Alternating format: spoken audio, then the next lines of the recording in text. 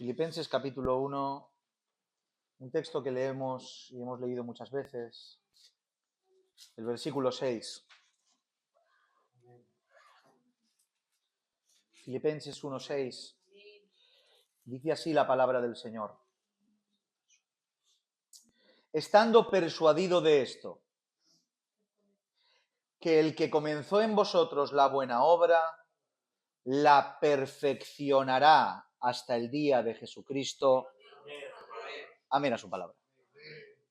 Amén a su palabra. Gloria al Señor.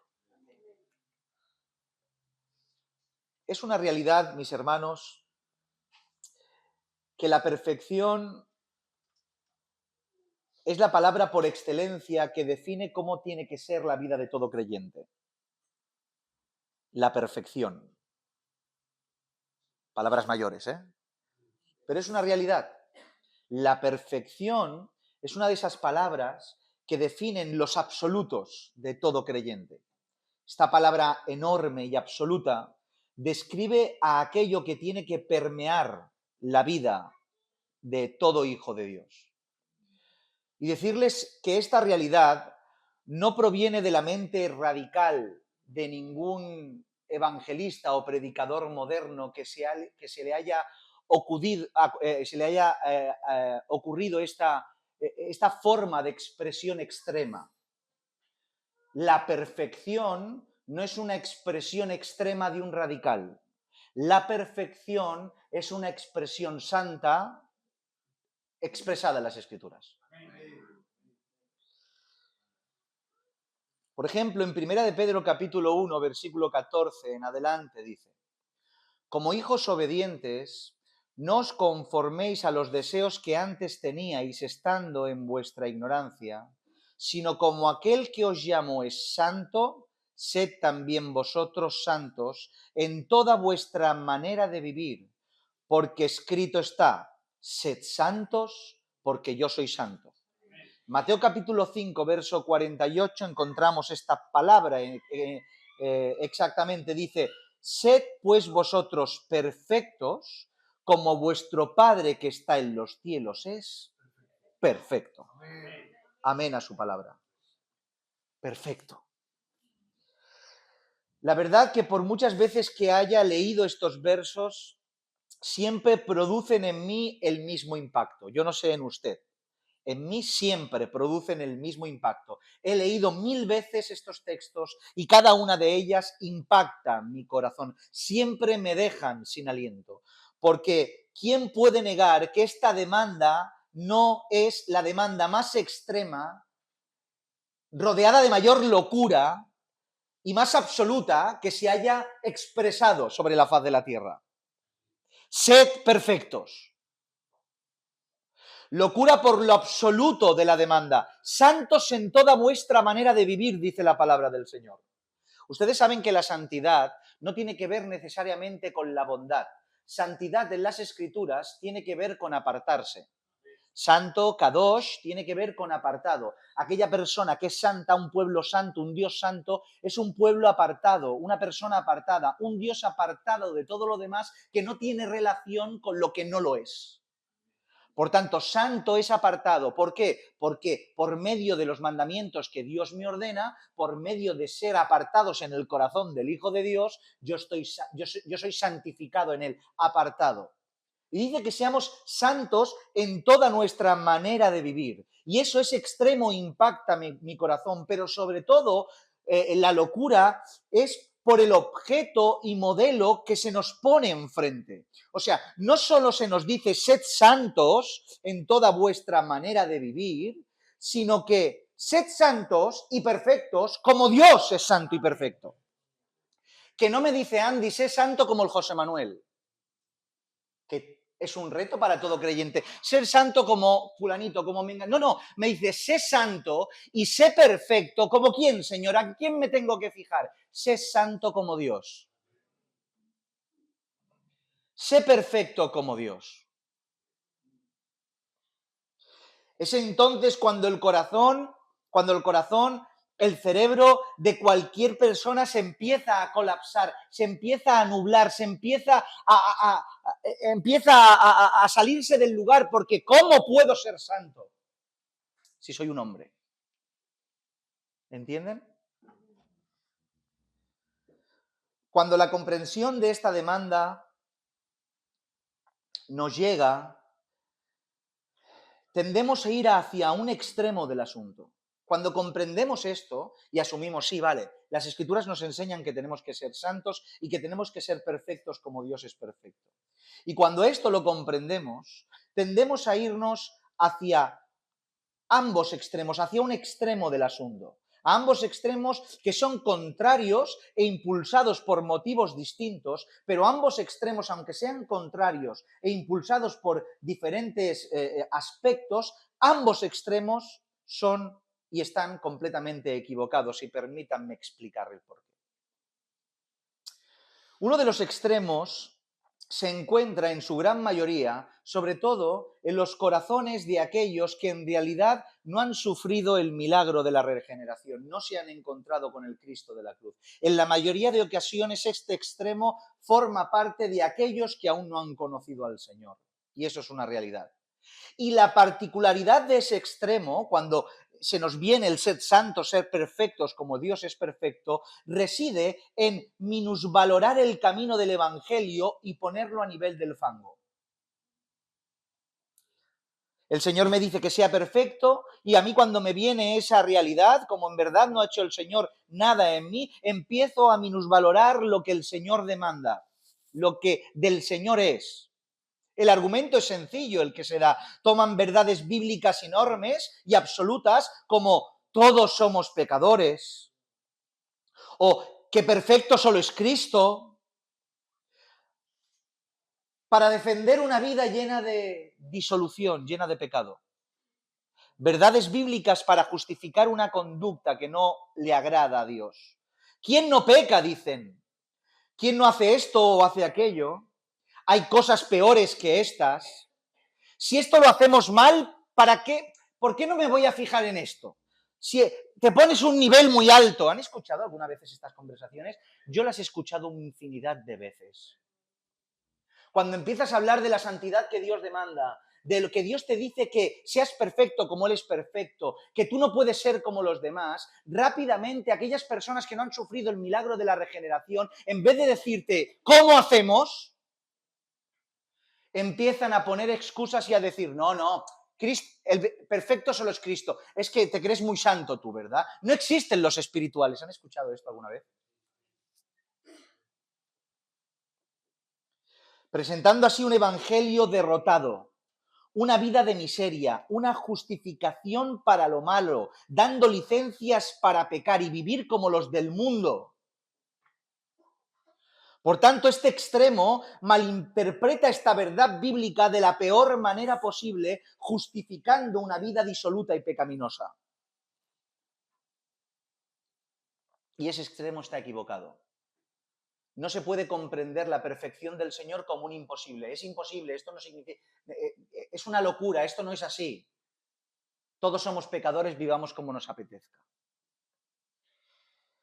Pero el otro extremo, que es el que me gustaría hacer énfasis, también está equivocado.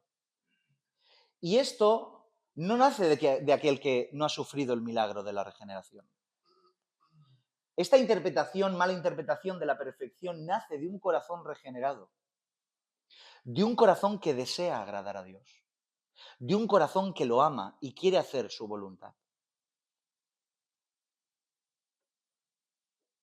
Porque esta es una máxima, mis hermanos. Cuando alguien conoce a Dios o es conocido por Él y se enamora de Dios, asume automáticamente con ese amor sufrimiento. El amor es sufrir. Esto es así. Es una realidad, es una máxima.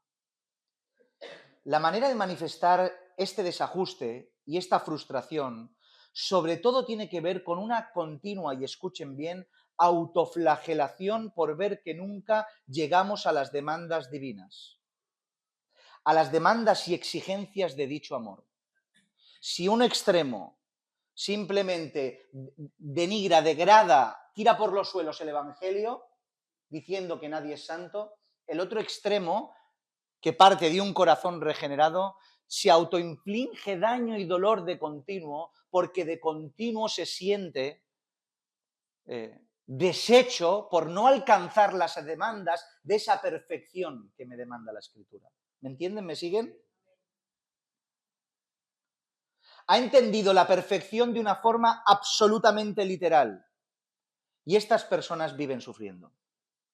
Porque siempre se sienten decepcionados. Siempre se sienten, más bien que decepcionan de continuo a su Padre Celestial. Y viven entristecidos, como que nunca llegan a la meta, como que nunca llegan a las expectativas del Señor, como que el Señor no me querrá como quiero que me quiera, no hago lo que a Él le agrada, y de continuo se entienden esa perfección de forma literal y viven con dolor, viven entristecidos, aun habiendo sido salvos.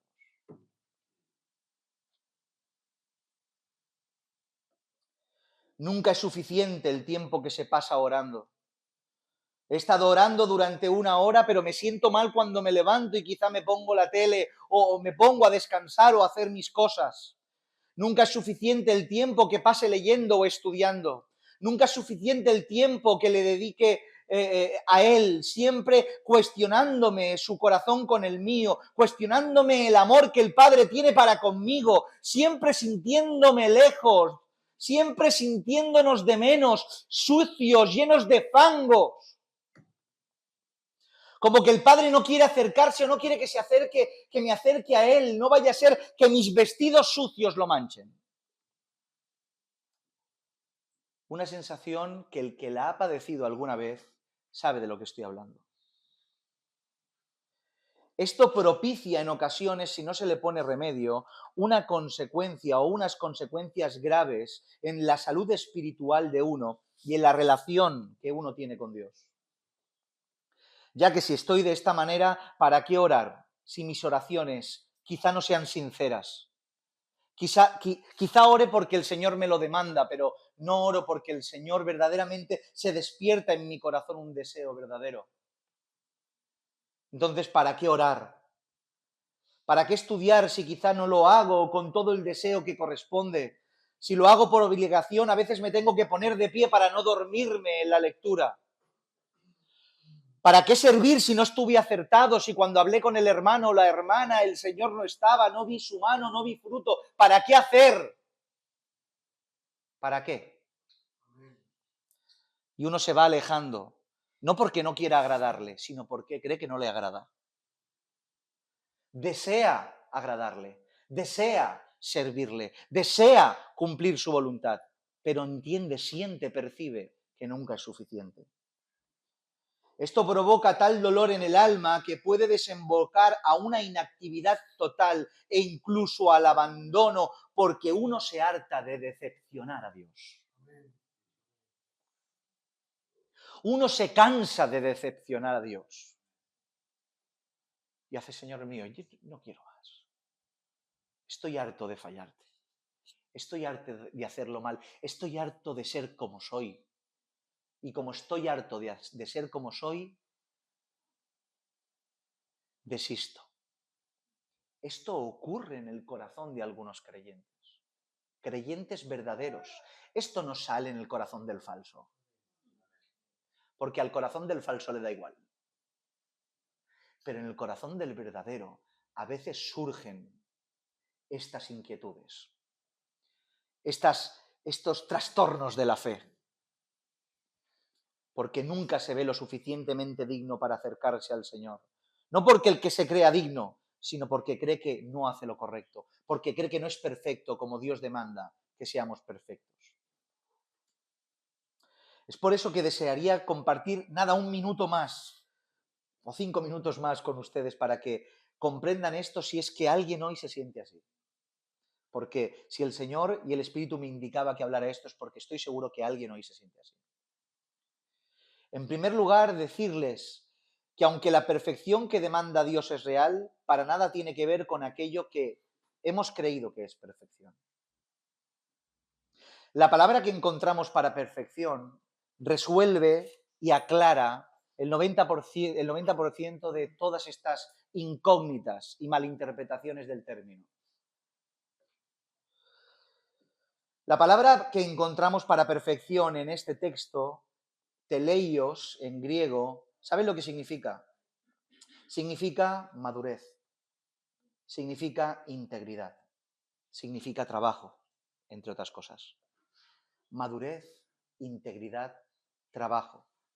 Por tanto, cuando Dios exige de ti perfección, no te está diciendo que tu servicio tiene que estar exento de errores, sino lo que te está diciendo es que te esfuerces cada día de tu vida para agradarle.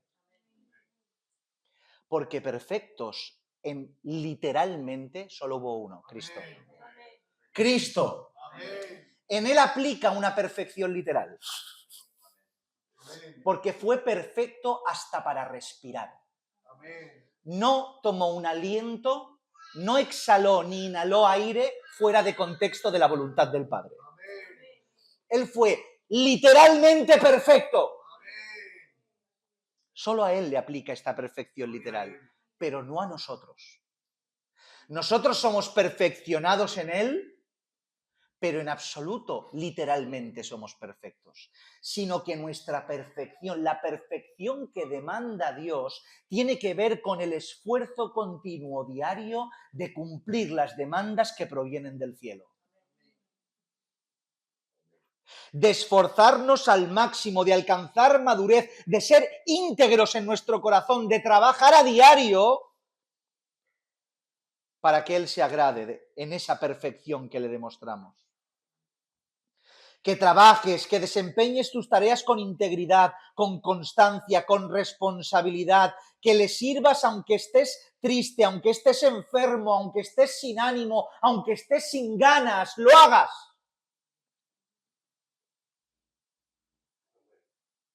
Y cuando eso ocurre, aunque nuestro servicio quizá en ocasiones no haya sido ni por asomo perfecto, e inclusive a veces haya sido un completo desastre, Él te mirará y no verá desastre. Verá un hijo desastroso que camina en perfección.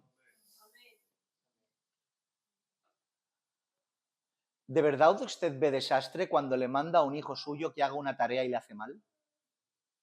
No veo desastre.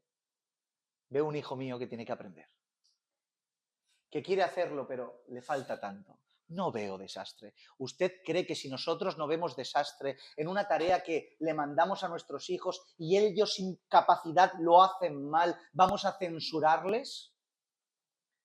¿O no los vamos a recibir? Pues si nosotros sabemos hacer esas cosas con nuestros hijos, ¿cuánto más nuestro Padre Celestial? No mirará tu corazón y el tuyo, que te has esforzado con todas sus fuerzas. Y aunque haya sido un desastre el servicio, ha sido quizá con un corazón sincero y el Señor lo recibe.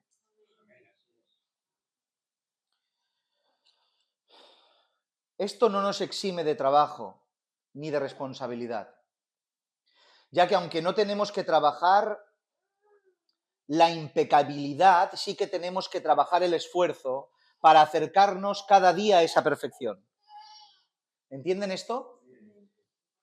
No tenemos que trabajar en una perfección literal, pero esta realidad no nos está eximiendo de responsabilidad. Cada día tenemos que esforzarnos al máximo porque la demanda es perfección.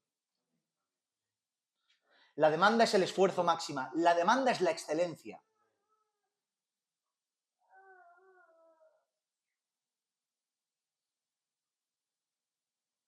Dice las Escrituras, y recordamos lo que dicen en ellas. Lucas capítulo 13, verso 24 dice: esforzaos a entrar por la puerta angosta, porque os digo que muchos procurarán entrar y no podrán. Lo hemos leído 1000 veces, ¿verdad? Lo que significa esforzarse es una palabra muy peculiar que en su raíz tiene que ver con agonizar, agonisamai, que deriva de nuestro verbo agonizar.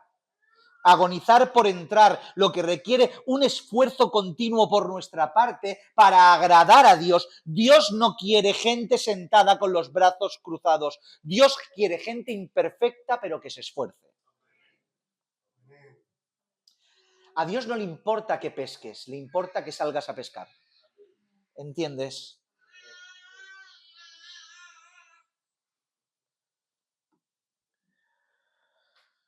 Esforzarse, como digo, es una palabra muy particular, pero tenemos que esforzarnos.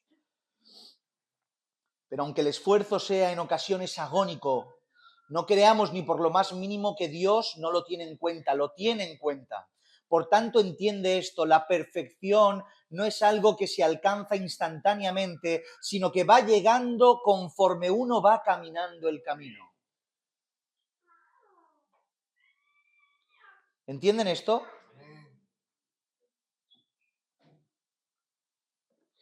Cuando nos encontramos con el Señor, cuando el Señor más bien se encuentra con nosotros, ocurre un milagro impresionante. El milagro de la salvación, que operan un montón de cosas que no vamos a explicar en esta tarde. Pero sí que es verdad que entre todas ellas hay algo que es lo que hemos hablado al principio de esta reflexión breve. Y es que el Señor nos santifica, nos perfecciona en Él. Él viene, muere para el perdón de nuestros pecados, para nuestra justificación y nos recoge en Él. Nos aparta, nos saca de las tinieblas a su reino, a Él, a su persona, a los méritos de su sacrificio hemos sido apartados. Por tanto, hay una santificación y una perfección que es momentánea, que es instantánea, perdón, que es al momento, que ocurre al mismo instante de ser salvados por Él. Por tanto, estamos apartados al instante entre sus brazos. ¿Lo entienden esto? ¿Entienden que no necesitan ningún esfuerzo para hacer nada de eso? ¿Entienden que esa santificación instantánea es al momento en el cual el Señor se encuentra con cada uno de nosotros? Pero después ocurre algo, aceptos en el amado. Pero después ocurre algo. Ocurre que después, aun ya siendo santificados en Él, tenemos que vivir en pos de un camino de perfección y santificación. Y ahí sí que entra la responsabilidad del individuo. Porque el Señor te santificó y te puso en el Hijo apartado de todo, esperando ser redimido al final. Pero te demanda santificación, te demanda perfección, te demanda un esfuerzo particular, individual en ti, que tiene que ver con guardar las demandas divinas cada día que te levantas de tu cama. ¿Entienden esto? Por tanto, aunque una perfección y santificación llega momentánea, hay otra santificación y perfección que va viniendo paulatinamente, conforme al progreso de tu vida. Mire lo que dicen las Escrituras al respecto de esto. En el Salmo 101, versículo 2 dice: entenderé el camino de la perfección cuando vengas a mí. ¿Notan? Que al lado de perfección, ¿qué dice? Camino. Hay un camino de perfección. No se puede alcanzar de un día para otro. Filipenses capítulo 3, verso 12 dice Pablo, no que lo haya alcanzado ya, Pablo, ni que ya sea perfecto, sino que prosigo por ver si logro asir aquello por lo cual fui también asido por Cristo Jesús. ¿Notan? Por lo cual fui asido por Cristo Jesús, ahora yo me esfuerzo en un camino de perfección para alcanzarlo. O el verso que hemos leído, estando persuadido de esto, que el que comenzó en vosotros la buena obra, la perfeccionará hasta el día de Jesucristo. ¿Notan lo paulatino del asunto? No es que al instante soy perfeccionado en cuanto a lo que me toca a mí. En cuanto a lo que le toca a él, sí, pero en cuanto a lo que me toca a mí es un camino continuo de perfección que va mejorando día a día conforme voy adquiriendo conocimiento, madurez y camino. Perfeccionándonos cada día más. Por tanto, entendiendo todo esto, te diré algo sin miedo a que lo tomes como excusa ni pretexto para hacer lo malo, porque estas reflexiones, estas verdades bíblicas, las toman aquellos que no son hijos de Dios de verdad para justificar su vida disoluta y pecaminosa. Ah, no tengo que ser perfecto, esto va poco a poco, puedo seguir pecando, puedo quitarme las cosas malas poco a poco. Nada tiene que ver con lo que estamos explicando. Pero no tenemos miedo a decir las verdades bíblicas a los hijos de Dios, y por eso no tengo miedo a decirlo. Si estás mal, estate mal.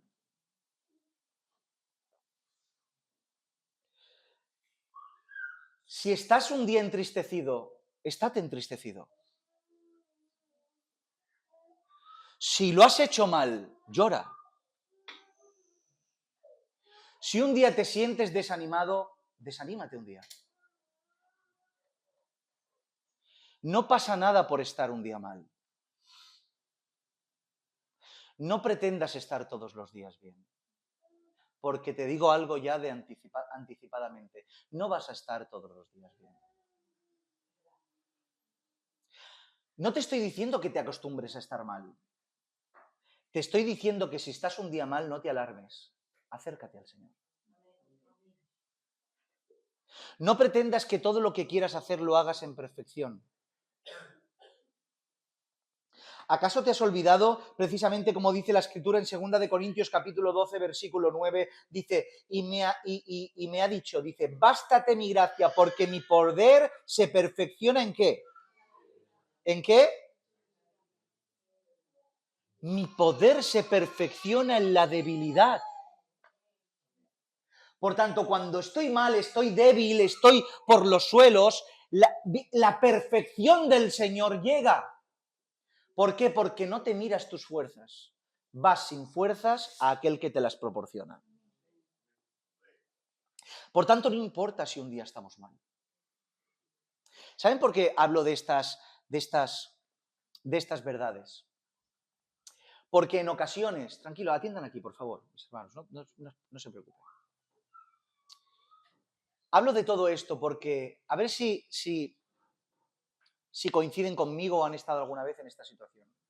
Yo en mil veces, en muchas ocasiones, cuando no logro hacer las cosas en los parámetros o baremos que yo ya previamente me he establecido, en el nivel de perfección que previamente me he establecido, desisto. Y si no llego a hacer como lo quiero hacer, no lo hago. Por ejemplo, si hay un sermón que no está lo suficientemente preparado, no lo predico. Y si no tengo todas las que tengo que tener para hablar con cierto hermano, no lo hablo. Y si no puedo preparar este viaje, no lo hago. Y si no tengo, en muchas ocasiones me he visto así.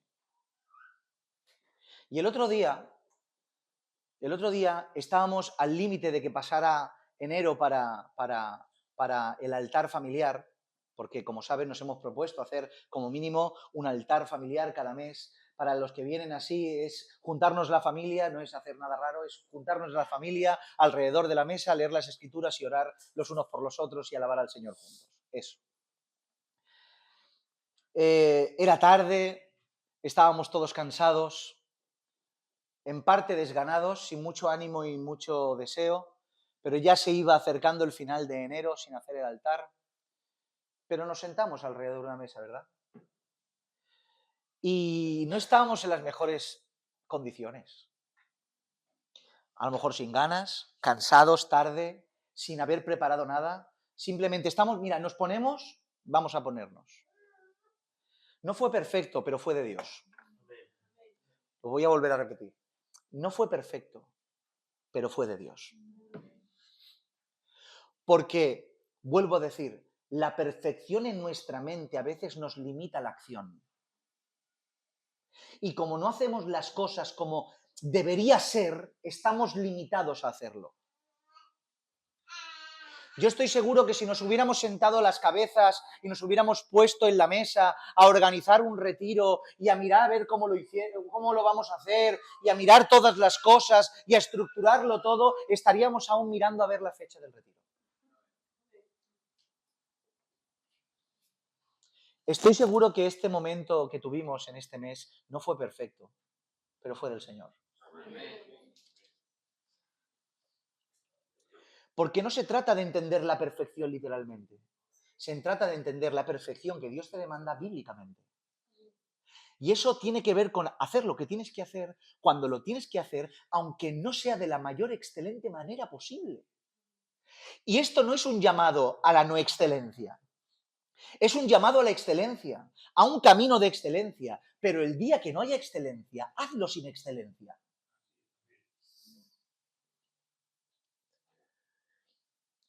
Si no tienes 10 bocadillos para dar a un hambriento, da uno. Y si no has podido venir media hora antes al culto para orar antes de que empiece, ven puntual. Y si no has podido venir puntual, ven a las 7:10, pero ven, a las 8 menos 20, pero ven.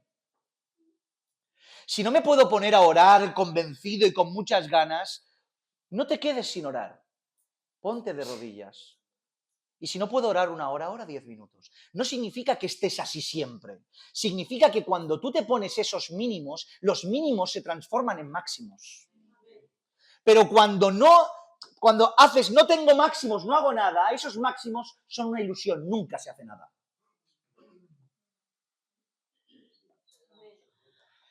Entiende que no defraudas a Dios por a veces no hacer las cosas de una manera increíble.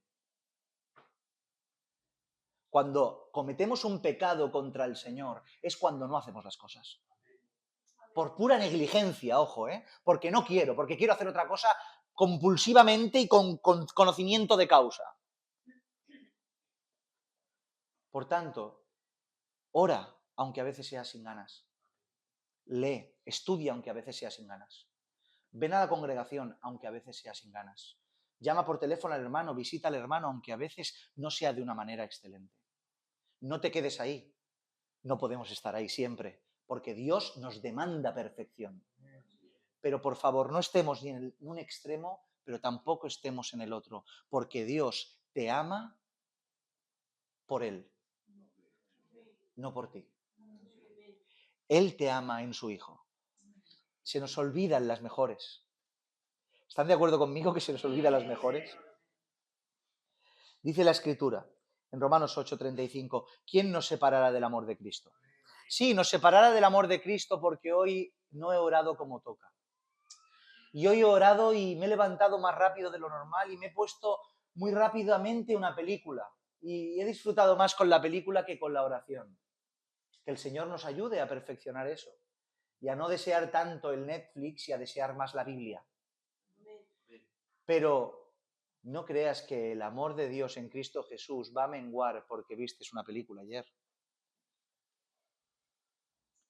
¿Quién nos separará del amor de Cristo? ¿Tribulación, angustia o persecución o hambre, o desnudez o peligro o espada? Como está escrito, por causa de ti somos muertos todo el tiempo, somos contados como ovejas al matadero. Antes todas estas cosas somos más que vencedores por medio de aquel que nos amó, por lo cual estoy seguro de que ni la muerte ni la vida, ni ángeles ni principados, ni potestades, ni lo presente ni lo porvenir, ni lo alto ni lo profundo, ni ninguna otra cosa creada nos podrá separar del amor de Dios que es en Cristo Jesús, Señor nuestro. No hay nada que hagas mejor para que Él te ame más. Y no hay nada que hagas mal para que Él te ame menos. Los seres humanos actuamos así. Nuestro amor está condicionado a la causa, a la acción. El amor de Dios está condicionado a su pacto, a su nombre, a su eternidad, a qué es Dios, a su Hijo. Por tanto, Él no puede amarte más ni amarte menos. Decidió amarte eternamente, eternamente. Decidió amarte con amor eterno, eternamente. No menguará ni aumentará. Eso, en los que no son suyos, es una excusa para hacer lo malo y justificarse detrás de un amor eterno que no les aplicará nunca. Pero para los hijos de Dios, como dice la Escritura, su amor me constriñe, dice la Escritura, significa que me obliga, su amor me obliga a obedecerle. Porque es tanto el amor que le veo que me tiene hacia mí siendo yo tan malo que procuraré cada día ser menos malo para agradar a mi Dios. Por tanto, Iglesia del Señor, si te equivocas, si lo haces mal, recuerda esto, que tan valiosos son los denarios, las blancas, como los dracmas, como el oro, como la harina. Recuerda que cuando uno iba a sacrificar, era tan válido el puñado de harina como el animal. Recuerda que se dio más valor a 2 blancas de una viuda que a todas las riquezas que se echaban. Entiende que la perfección reside en el esfuerzo que cada día le pongas a tu servicio. Él nos mirará y nos verá perfectos. Créanme que cuando esto se comprende bien, cuando se comprende mal es un desastre, porque nos justificamos detrás de eso y empezamos a minusvalorar las cosas. Nos vamos al otro extremo. Bueno, el Señor nos quiere con amor eterno, hagamos lo que... Pero cuando esto se comprende bien, ¿saben lo que ocurre? Lo que ocurre es que cada día empezamos a servirle. Lo que ocurre es que cada día hacemos lo que Él nos demanda, porque entendemos que estando muy bien o estando muy mal, estando muy alegre o estando muy triste, teniendo muchas ganas o no teniendo ninguna, le servimos como Él nos demanda, para la gloria de su nombre. Amén. Gloria al Señor. Vamos a orar un minuto al Señor.